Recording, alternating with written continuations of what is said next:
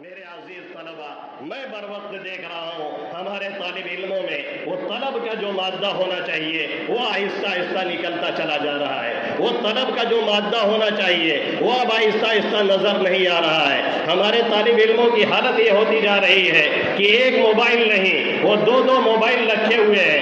ایسا لگتا ہے کہ وزیر اعظم یہی ہے. امام محمد علیہ رحمہ کا حال یہ تھا کہ گھر کے مرغ کو اس لیے ذبح کروا دیا تھا تاکہ مرغے کی آواز سے مطالعہ میں جو خلل ہوتا ہے وہ خلل نہ پڑے. انہوں نے اپنا مرغا ذبح کروا دیا. اور ہمارا حال یہ ہے کہ ہمارا طالب علم درسگاہ میں موبائل آن کر کے بیٹھتا ہے. جب موبائل درسگاہ میں آن رہے گا، ہر دم میسج آئے گا، ہر دم گھر گھر اور گھر گھر کرے گا، تو پھر ظاہر ہے علم کی طرف دھیان کتنا ہوگا اور استاذ کی بات کی طرف دھیان کتنا ہوگا، اور کیسے آپ ضرب کریں گے، کیسے آپ سینے میں محفوظ کریں گے. اس لیے اس سے نکلیے. اور دوسرے ہمارے طالب علم بھائیوں، کیا وہ وقت بھول گئے اور کیا وہ ٹائم آپ بھول گئے جب آپ اپنے گاؤں سے نکل رہے تھے تو آپ کے والد بغل کے بنیے کے پاس گئے تھے؟ کس لیے؟ تمہارے لیے قرضہ لینے کے لیے. اور ان کو کڑوی وہ کسیلی وہ سنا رہا تھا اور گالی پہ گالی دے رہا تھا، اور آپ کا باپ سر جھکائے اسے سن رہا تھا. کیوں سن رہا تھا؟ اس لیے سن رہا تھا کہ تمہارا وہ مستقبل بنانا چاہ رہا تھا. وہ بنیا اس سے کہہ رہا تھا کہ پچھلا قرضہ ابھی تک دیے نہیں ہو اور پھر قرضہ لینے چلے آئے ہو. اور وہ باپ آنسو لیے ہوئے تمہارے لیے 100 روپے اور 200 روپے کا ادھر ادھر سے بھیک مانگ مانگ کر کے انتظام کر رہا تھا تاکہ میرا بیٹا گھر سے نکلے تو چمکدار کپڑے میں اور نئے جوتے اور چپل میں جائے اور جا کر کے وہاں پڑھے اور شرمندگی نہ محسوس کرے. لیکن تم نے اور ہم نے اپنے باپوں کے بھی ارمانوں کا خون کر دیا اور آ کر کے ذبح کر ڈالا ان کے ارمانوں کو. ہم نے اور آپ نے خیال نہیں کیا کہ جب ہم گھر سے نکل رہے تھے تو ہمارے پیروں میں بہترین جوتا تھا اور ہمارے جسم میں بہترین لباس تھا، لیکن ہمارے والد کا کپڑا پھٹا ہوا تھا اور جو ہوائی چپل ان کے پیروں میں تھا وہ بھی سلا ہوا تھا اور سل کر کے انہوں نے پہنا ہوا تھا. ہم نے اور آپ نے دھیان نہیں دیا کہ جب ہم نکل رہے تھے تو ہماری والدہ محترمہ کی آنکھوں کے وہ ڈورے جو ڈورے ہوتے ہیں، جو آنکھوں کے ڈورے ہوتے ہیں، وہ سرخ پھول پھول کر کے موٹے ہو گئے تھے. رات بھر والدہ سوئی نہیں تھی اور رو رہی تھی کہ صبح ان کو جانا ہے اور جا کر کے اسے کچھ بننا ہے. انہوں نے چاہا تھا کہ بھیج دے ریاض العلوم تاکہ یہ حسن بصری بنے.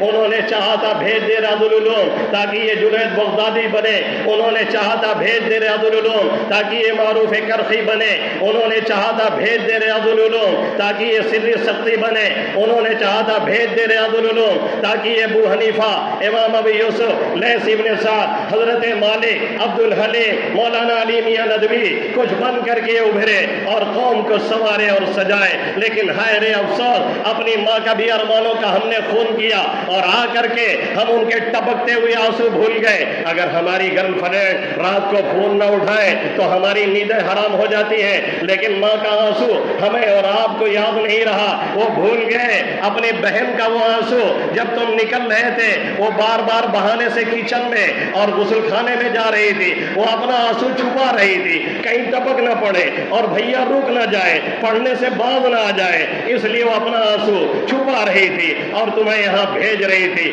لیکن ہم نے اس کی بھی قدر نہیں کی، اس کی بھی لاج نہیں رکھی، اس کا بھی خیال نہیں کیا، اس کا بھی لحاظ نہیں کیا. پھر یہاں آئے تو کبھی اس گھنٹی میں نہ گا، کبھی اس گھنٹی میں نہ گا، کبھی اس استاد کو چکما، کبھی اس استاد سے دوری.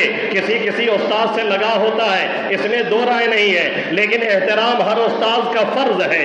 اگر احترام نہیں کرو گے دنیا میں کچھ بھی بن جاؤ گے، لیکن خدا کی قسم کبھی احترام نہیں پا سکتے ہو. جو لوگ استاد کی بے حرمتی کرتے ہیں ہم نے اپنی کھلی آنکھوں دیکھا ہے، وہ عربوں میں کھیلتے ہیں لیکن دلوں میں ان کا احترام کسی کے اندر نہیں ہوتا. پھر تمہارے وہ اساتذہ جو بعض استادوں کو میں جانتا ہوں تمہارے لیے اپنی دعاؤں میں روتے ہیں، تمہارے لیے اللہ سے فریادی ہوتے ہیں، تمہارے لیے اللہ سے مانگ رہے ہوتے ہیں کہ ہمارا شاگرد کچھ بن جائے. دنیا کا کوئی بھی فنکار ہو، دنیا کا کوئی بھی ہنرمند ہو، ہر ہنر والا یہ چاہتا ہے کہ جسے ہم سکھا رہے ہیں وہ ہمارے نیچے رہے، ہم سے آگے نہ بڑھے. سوائے واحد شخص معلم اور استاذ کے، اس کا یہ بھیجا ہوتا ہے کہ وہ چاہتا ہے کہ ہمارا شاگرد عظمت کی بلندیوں پہ اور پہاڑوں کی چوٹیوں کو سر کرے اور ہم فخر سے کہیں یہ ہمارا شاگرد ہے، لیکن ہم نے ان کے بھی آنسوؤں کا اور ان کی بھی دعاؤں کا خیال اور لحاظ نہیں کیا، اور ان کا بھی ادب اور احترام ہم بجا نہیں لائے۔ آج کے طلبہ میں وہ ادب نہیں، وہ لحاظ نہیں جس کے بارے میں کسی کہنے والے نے کہا ہے الدین ادب کلو، دین سراپا ادب ہی ادب ہے، اور جس کے اندر ادب نہیں اس کو کبھی کچھ حاصل ہونے والا نہیں۔ ادب تاج صد لطف الہی، میرے برسر برو ہر جا کی خواہی۔ ادب اللہ تعالیٰ کی مہربانیوں کا ایک تاج ہے، سر پہ رکھ لو، جہاں چاہو چلے جاؤ، تم بھی باعزت رہو گے، تم بھی محترم رہو گے، تم بھی مکرم رہو گے، تم بھی عزت کی نگاہ سے انشاءاللہ دیکھے جاؤ گے، تمہیں بھی ایک مقام ملے گا، تمہیں بھی ایک رفعت ملے گی، تمہیں بھی ایک عزت ملے گی۔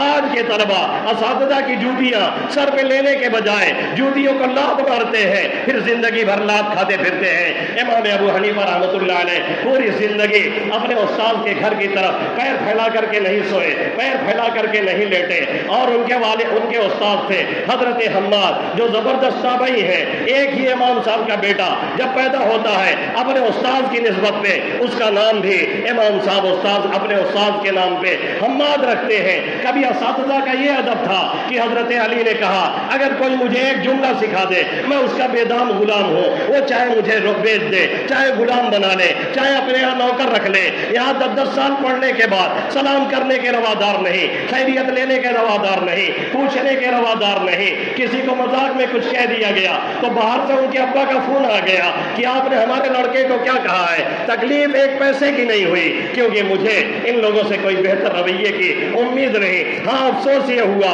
کہ کسی کا 10 سال میں اگر ایک فون بھی آیا تو اس لیے نہیں آیا کہ ہم آپ کو ہدیہ بھیج دیں، اس لیے نہیں آیا کہ آپ ہمارے لڑکے کو پڑھاتے ہیں ہم آپ کی خیریت پوچھ لیں، اس لیے آیا کہ ایک لڑکے کا مذاق تھوڑا سا اڑا دیا گیا اور اس کے ابا کا فون آ گیا کہ آپ نے کیا کہہ دیا، ہمارا لڑکا بفر گیا ہے۔ ہائے افسوس، یہ ہے ہمارے طالب علم، اگر اساتذہ کی معمولی بات بھی گوارا نہیں تو خدا کی قسم تم کبھی کچھ بننے والے نہیں، اور تمہیں کوئی عزت اور رفعت اور بلندی ملنے والی نہیں۔ آخر میں ایک بات کہتے ہوئے اپنے بڑوں سے کچھ کہنا تو ٹھیک نہیں لیکن عقل مند کے لیے اشارہ کافی ہوتا ہے۔ والد محترم دادا رحمۃ اللہ علیہ کے زمانے میں ایک مرتبہ سروے پہ نکلے تھے، کچھ شاخوں کا انہوں نے سروے کیا، ایک شاخ میں گئے، ایک بڑے میاں پڑھا رہے تھے اور لڑکے اتنے زیادہ تھے کہ اگر 2 استاد رکھا جاتا تو بھی شاید ناکافی ہو جاتے، لیکن ان کے بچے سب سے بہتر نکلے اور سب سے بہتر ان کے لڑکے پڑھنے میں تھے۔ والد محترم نے ان سے سوال کیا کہ یہ بتائیے کہ آپ کے لڑکے تمام شاخوں میں اور تمام جگہوں کا ہم نے جائزہ لیا، سب سے بہتر کیسے ہیں؟ انہوں نے کہا بس ایسے ہی ہے۔ کہا کوئی راز تو ہوگا۔ جب پیچھے پڑ گئے تو بڑے میاں کہنے لگے کہ رات میں جب نیند کھل جاتی ہے 2-4 رکعت تہجد کی توفیق مل جاتی ہے تو میں اٹھ کر کے تہجد پڑھتا ہوں، پھر اللہ سے اپنے بچوں کے لیے روتا ہوں اللہ انہیں کچھ بنا دے۔